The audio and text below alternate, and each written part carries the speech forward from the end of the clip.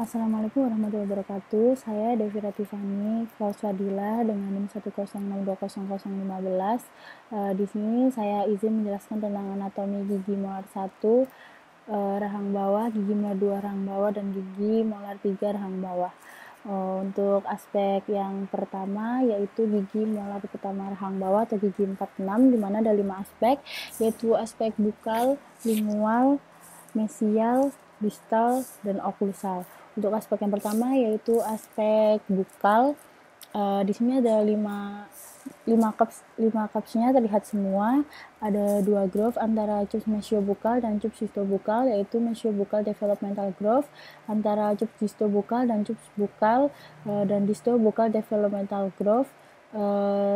Distal cups-nya lebih pendek daripada mesiobukal cups dan akarnya lebih membelok ke distal dan memiliki 2 akar.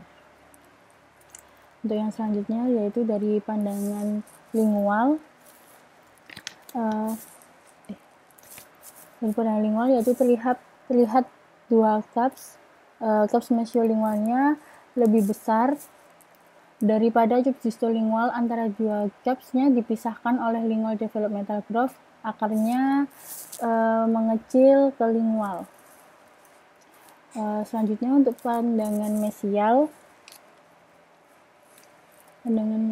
Terlihat 2 cups, yaitu cups mesiobukal dan cups mesiolingual. Terlihat 1 akar mesial yang lebar dan panjang daripada akar distal. Mesial marginal ridge-nya lebih tinggi dari distal marginal ridge.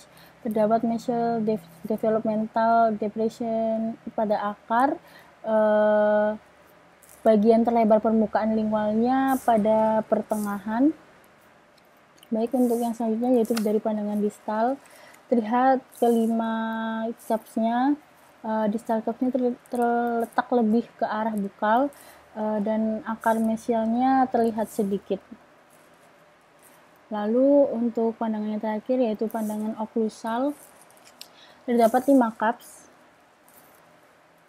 Fisurnya berbentuk mempunyai 4 groove, yaitu central groove, lingual groove, mesiobukal groove, dan distobukal groove, dan terdapat pit.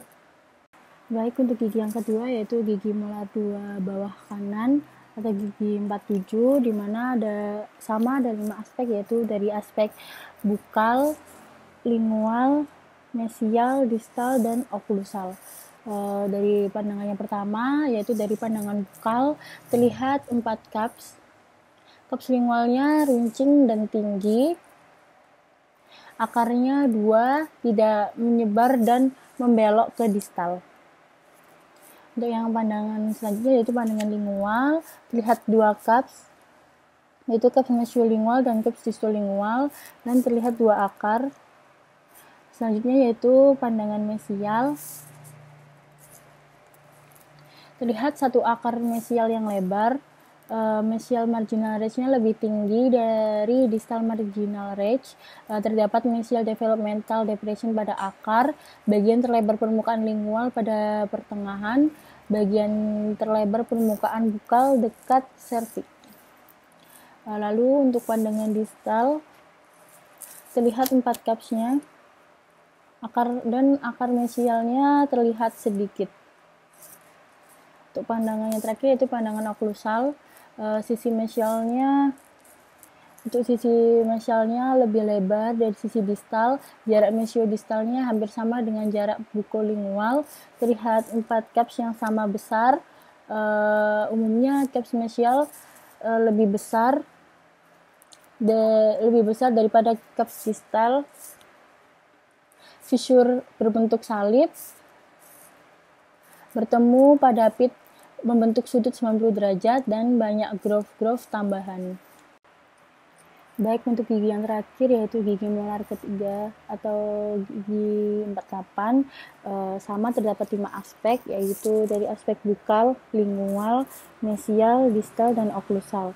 Yang pertama yaitu dari aspek bukal.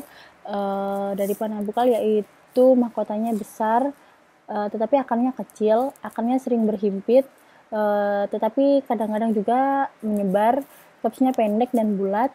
Untuk aspek lingualnya, akarnya membelok ke distal. Dari pandangan mesial, akarnya terlihat pendek.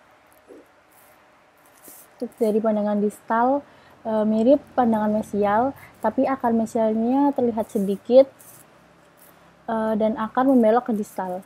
Untuk pandangan yang terakhir yaitu pandangan oklusal, banyak visur-visur tambahan sehingga capsnya tidak jelas, outline-nya lebih membulat.